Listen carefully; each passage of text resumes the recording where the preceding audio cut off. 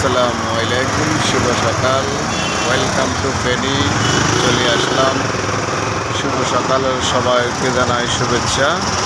আমি আছি এখন বর্তমানে ফেনী টাং রোড। আমাদের দেখেন কত মানুষের ভিড় এখানে। ফেনী টাং রোড খেজুর গাছ তল দেখেন, খুব সুন্দর একটা খেজুর গাছ।